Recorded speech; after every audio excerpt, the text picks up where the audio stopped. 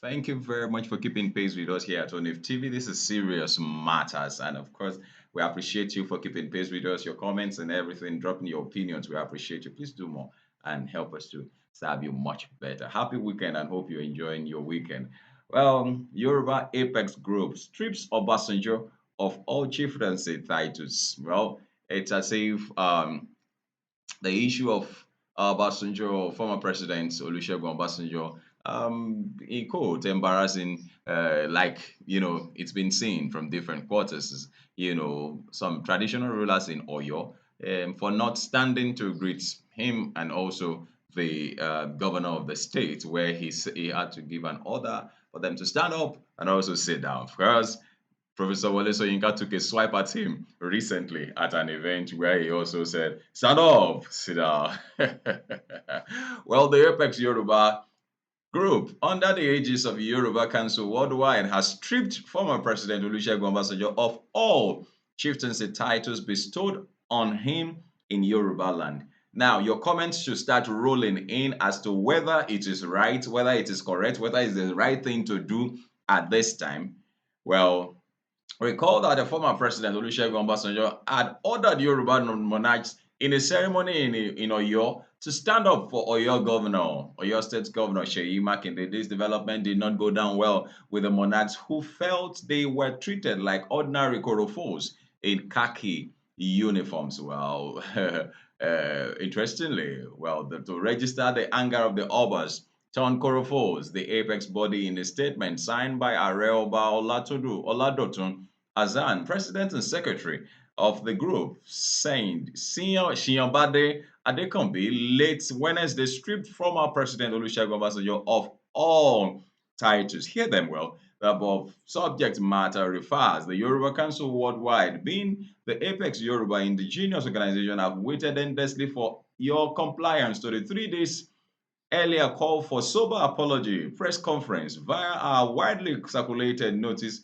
on 16th September 2023. We hereby declare and cease to recognize your chieftaincy titles conferred on you by any monarchs in Yoruba land, including the Balogun of Owu Kingdom, consequent upon your brazen refusal to apologize, degradation, and disparaging comments through the Yoruba Obas on the 15th of September 2023 at Iseyin or your state. Well, we see it as a total sacrilege on their angle. We see your disrespectful statements at the commissioning of the Ladoke Akintola University of Iseyin campus, and had commanded kings from Oyo State to stand up and accord your respect and subsequent defense in premium times to the array of first-class royal fathers and other leading obas like toddlers or a village headmaster or army general talking profusely at his foot soldiers in a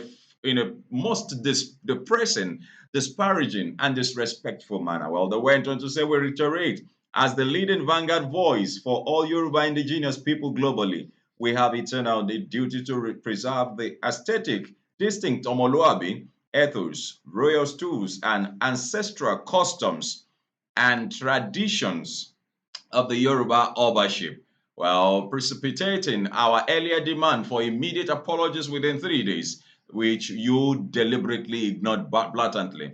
Obasanjo had come out to say that he will not, of course, that's once a soldier, always a soldier. He will not apologize to them. Well, Baba is over 80, so I don't know. He's probably thinking there's nothing he's doing with anything.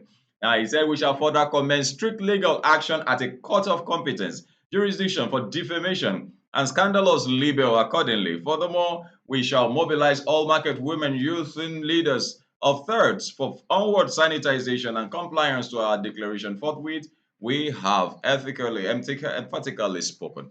Um, well, my take on this, I don't see they shouldn't have gone this far. That's one. I think beyond preserving Yoruba, whatever it is, there are bigger issues in the country that needed them to talk, and yet we are not hearing any one of them say anything.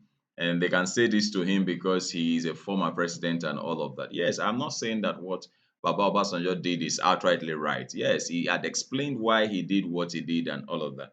But people have also reacted to it that, look, the way these Obas, some of them or most of them came to office or came to the throne, had been somehow so that so much so that they have lost regards and lost respect.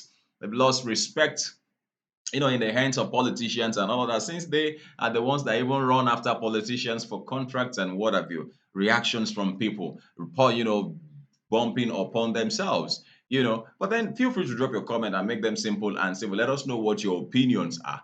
However, the side of Obasanjo, when he explained his side, well, it's okay. But like I would always say, not everybody will understand. Not everybody will see things from your own perspective. Not everybody will understand your deep intent most of the time. But then let's see how this all pans out. Like I said, I frown I frown at this decision by the Pan African group, to have stripped Baba of his chieftaincy titles and all of that. In any case, I don't think those things pay anybody money into their accounting. I mean, do they really have regard for any chief or whatever, whatever? Does it pay salary to you or anything? You understand? So, but then I feel strongly that they should have taken it a little bit more easier, on Baba, and he probably would have still come back to apologize and say, "Well, I'm sorry, I didn't mean it the way you actually took it,"